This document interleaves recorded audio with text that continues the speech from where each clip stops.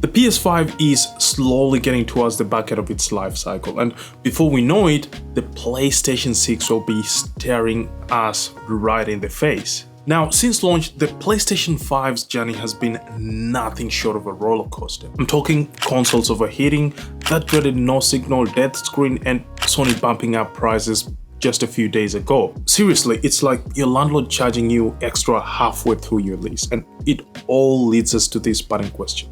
Is the PlayStation 5 the wrong console to buy in 2025? Now, before you grab your pitchforks, hold on for a second because it hasn't been all doom and gloom. The PS5 finally surpassed the PS4 in monthly players for the first time. The latest update also improved the overall gaming experience. The PlayStation Portal as well also got better over time, and finally, for once, Sony opened up some of their games to the other platforms.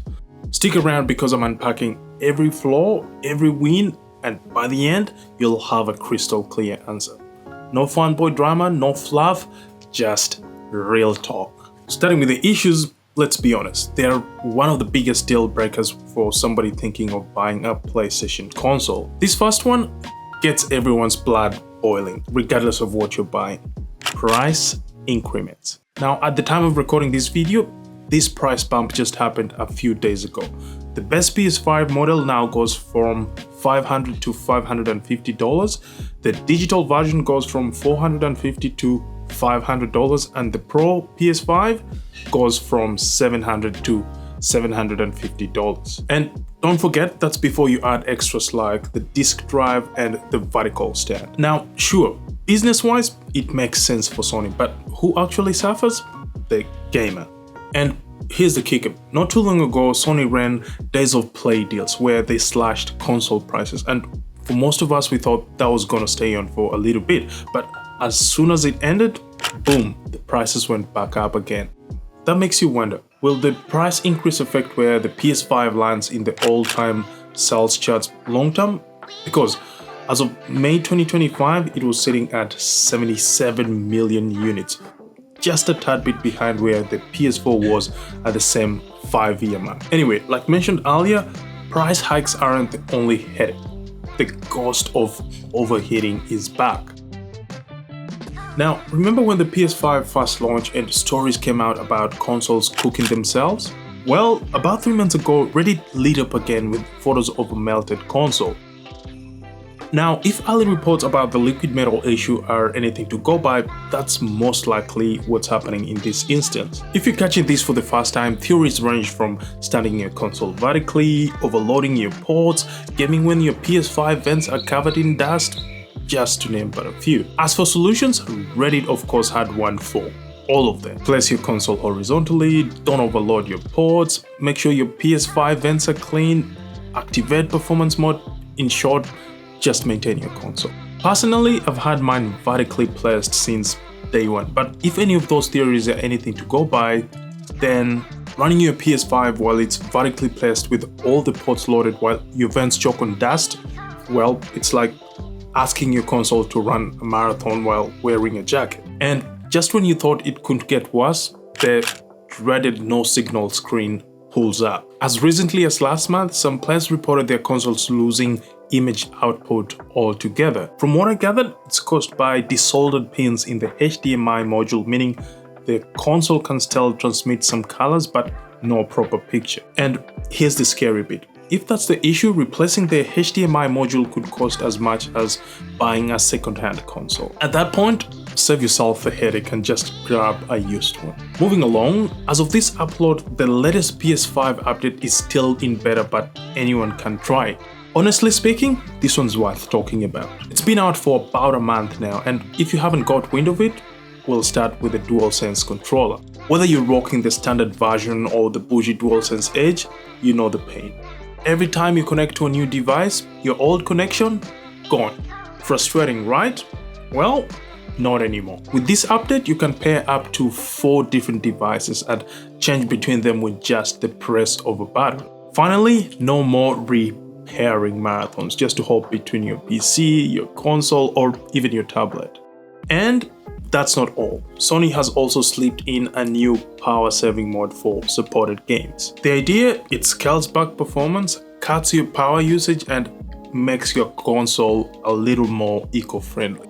Now, let's talk performance and hardware because this is where things get spicy. The launch PS5 came in swinging with an 8-core AMD Zen 2 processor clocked up to 3.5 GHz, a 10.28 teraflop RDNA 2 GPU, and a not so generous 825 gigs of storage. Solid at the time, but definitely not jaw-dropping. Then came the PS5 Slim. Sony gave it a bigger guard storage-wise but put it in a tighter outfit. Basically, Sony put it on a diet but forgot to add the muscles to the mix. Speaking of muscles, the PS5 Pro got some good firepower. We're talking an RDNA 3 GPU pumping out 16.7 teraflops, AI-powered upscaling with PSSR, a massive 2TB SSD, and native 4K at 120 FPS. This was Sony flexing. On paper, it's a monster, but when you zoom out, the addressable market is for people who will barely notice the difference between the PS5 Pro and the launch PS5. Now, for those who'd like a PC comparison, we are talking Radeon 7700 XT on AMD's side or 4060 Ti on Nvidia's side. Alright, let's talk about what really matters because nobody drops hundreds of dollars just to admire the screen or flex about teraflops. Now, for years, PlayStation had a death grip on exclusives. Spider-Man Miles Morales, God of War, The Last of Us. If you wanted to play those, you needed a PlayStation. No debate. But that changed when Sony started porting its crown jewels to PC and Xbox. Usually between 2 to 3 years, with the exception of The Last of Us, which took over a decade just to make the jump to PC. The most recent is Helldivers, which crossed over to Xbox, and that got me thinking. The solid wall of exclusivity Sony had is now more or less a picket fence. Which begs the question, is Sony still the king of exclusives? Let me know your thoughts in the comments. Now, let's move to something that could still be a strong selling point. PlayStation Plus. Think of it like Netflix but for games.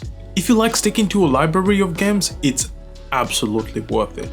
You get to relive some classics with better resolution and FPS, but here's the catch. Backwards compatibility goes as far back as the PlayStation 4. You want that PS3 gem? Too bad, unless Sony remasters it and charges you again. Add to that the headache of a digital license lock that comes with PlayStation Plus and gamers start to crash out.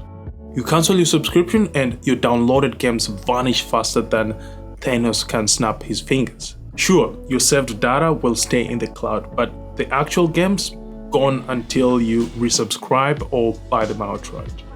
If you thought that was it as far as PlayStation Plus downsides go, I've got one more for you. Even on the premium plan, the launch day titles aren't included. If you'd ask me, it's like paying for an all-you-can-eat buffet only to find out dessert costs extra. Now, after talking about the Netflix of gaming, it would be criminal not to touch on remote play.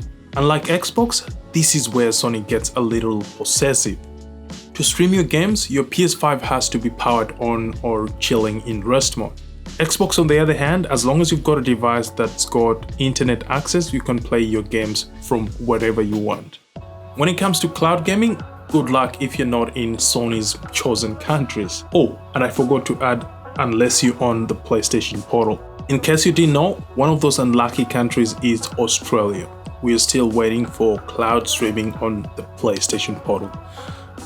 Sony, please do something. Now, let's talk controls. I've tested both the DualSense and DualSense Edge controllers, and honestly, both are comfy, responsive, and will carry you through whether you're getting popped in Warzone or messing around in Astro's Playroom.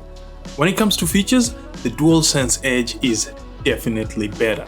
I'm talking remappable buttons, adjustable triggers, interchangeable thumbsticks. It's got the whole 9 yards.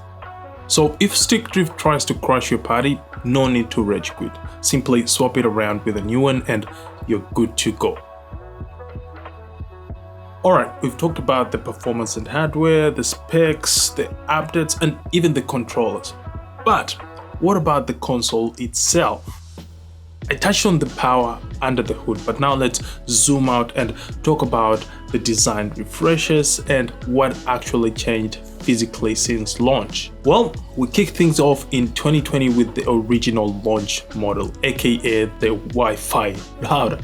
We got two versions, digital only and one with the disk drive. 3 years later, Sony went slim, offering a digital only version and one that comes with a detachable disk drive.